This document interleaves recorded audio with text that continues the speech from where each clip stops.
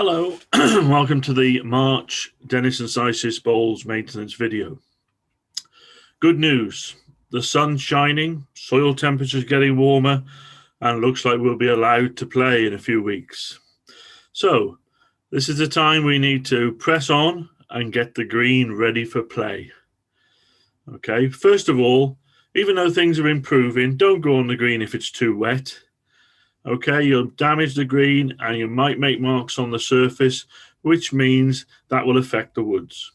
I'm going to run through a few steps now I'd like you to put into process so that we can get bowling as soon as we're let off the leash, and hopefully we can enjoy a full season. So first of all, very simple, I want you to walk the green. Just walk over the green, have a look, see where you are. I'm going to show you a couple of pictures of some greens I've looked at recently. This first one shows some debris on the green. This is a green that floods regularly. So there's some leaves, twigs, things like that on the green. And the second picture shows a hole where I believe a fox or a rabbit has had a go at digging a hole. Just looking for these little things and dealing with them now will save you a lot of problems in the future. Okay, with the debris on the green, this is the one occasion where I'm happy for you to think about using a rotary mower. Use it more like a vacuum than you would a mower. The only thing is, try and get one with a back roller and not four wheels, because the four wheels may mark the green, whereas a back roller will have a much smoother effect and not put runs in the green. Also, don't forget your ditches.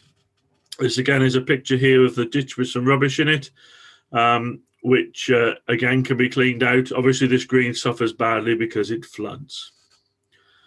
And this is a picture here now of a pan and a ditch in quite poor condition. Obviously, it's a bit late to be getting on with something like that. But if you can repair that or plan to repair that next autumn and winter, it'll improve the green and improve the pleasure for the players. Okay. So walk the green, clear off any debris, things like that. Have a look at the problems you've got. It's early March. This is your last chance to do a deep aeration. And when I talk about a deep aeration, I'm talking about something 3 or 4 inches, 100 mil, something like that. And why I want you to do this now is because it also times in lovely with giving the green its spring feed. If you can put holes in the green, fill it with holes, and then put your fertilizer on, the fertilizer will go down the holes and get nearer to the roots. Please base your fertilizer application on your soil test, but basically you want a little bit of nitrogen to get things moving, and you want some phosphate and potash. But take the guesswork out. Have a soil test done. With the aeration, I wouldn't be too happy if you use slit tines now. And very simply, and I'm being very hopeful here, if you slit tine a green now, and let's say we have a lovely dry late March, early April, there is a possibility of the slit tine holes opening up. So now, if you're going to do your final deep aeration, try and use a solid tine. Okay? Great. So you've walked the green, you've given it a feed, you've aerated it, you've given it a feed. Now, some of the commonest questions I get asked regarding greens is moss. The main reason you get moss is because you have a weak sward and poor surface drainage. I'm going to show you now some pictures of different types of moss. The 3 main types of moss. The first one is the cushion moss. This is very common, and like it says, it sits in a little mound, like a cushion. Obviously often very small, not a long growing plant, so it's a cushion moss. The second moss is what we call a trailing moss. Now, this one is very tricky because in groundsman's term, we call this the winter moss, or often a golden moss. Now, this is important. If you've got this golden moss, what you'll find, you'll see it now, you think, oh, I must treat that. If the green begins to dry, Then we get towards May, this moss disappears because it doesn't like the dry conditions. The problem there is, though, that it is spored. So you may start off with a piece no bigger than, shall we say, a beer mat. But because it's spored, next year it'll be a dinner plate. So it is important that you try and deal with these mosses now, mid-March into April. The final moss is a woody type moss. Now, if you've got this, you are in trouble because this normally grows up on heathlands and things like that. But there's 3 pictures there for you to have a look at. Now, how do we control moss? Now, a lot of chemicals have been banned, but the most simple simple method that's been about since Adam was a lad is the use of lawn sand. Now, what's lawn sand? Excuse me. Lawn sand is basically a fine sand that contains sulfate of ammonia, which is nitrogen, and sulfate of iron. Now, it is the iron that helps to control the moss. Okay, it doesn't kill the spores, but it will kill the plant.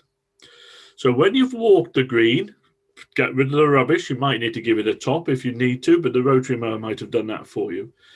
Mid-March, you want to apply some lawn sand following the manufacturer's recommendations. It normally is around about 4 ounces a square yard. Now, do not worry if your green goes black. This is the iron working. Don't walk on it, though, else you will have concentrated black areas. But put your lawn sand on, give it a week or 10 days, and the green will go, or the moss in the green will go black. The nitrogen in the lawn sand will also give the green a feed. So it will help to pick things up as well as your standard spring fertilizer. When the moss is black and it's a lovely dry spring day, you want to scarify the dead material out, or as much as you can. You'll never get it all out, but you'll get some of it. Now, it is important you use the right type of reel. I'm going to show you a picture now of what we call a light scarifying reel. Again, the reason I don't want you to use the heavy thatch removal reel is because we're going to bowl in a few weeks. And if you use the heavy reel, you'll make marks. And those marks the wood can follow. We used to have a wire tine. If you've still got a wire tine, that's as good as anything. But a light scarifying reel will help to remove it and obviously collect the material. Okay? So we've walked the green, we've aerated it, we've given it a feed, and we've dealt with the moss. If you've had a lot of moss, you may need to overseed lightly. Now, the record of great germination in spring oversowing isn't great, but we do need to get something in there, because if you leave space in the green, then you'll get moss again. Okay? So, but the most important thing when you oversow in fine turf is you must have good soil-seed connection. And the best way to that is to use something called a Sowell roller. Or if you've got something like a Dennis F10, the Sowell unit in the mower. Again, here's a picture for you. The purpose of this, it makes thousands and thousands of little holes in the green. So when you oversow, it's going to be either a bent or a fescue mix. All right. I wouldn't use ryegrass now. I'd wait to use the ryegrass in the end of season for your flat green lads on the rink ends, but bents or fescue. And you're going to sow around about 5 to 7 grams a square meter. Now, you may think I'm mad, but when you've covered the green in holes and you've put your seed down, I want you to brush it. And the very simple reason for that is that the brush will get some of the seed into the holes. Now, if you've got a very thatchy green, I'm afraid quality grass seed won't germinate, and we need to address that in the autumn. But if you can improve the soil seed connection, that will greatly improve your germination. So we need to allow that to settle now. You've done a lot of things. I'm talking about a period here over, shall we say, the next month. Okay. And then when we're starting to get some growth, I want you to slowly bring the height of cut down. Please, please do not shave your green down straight away.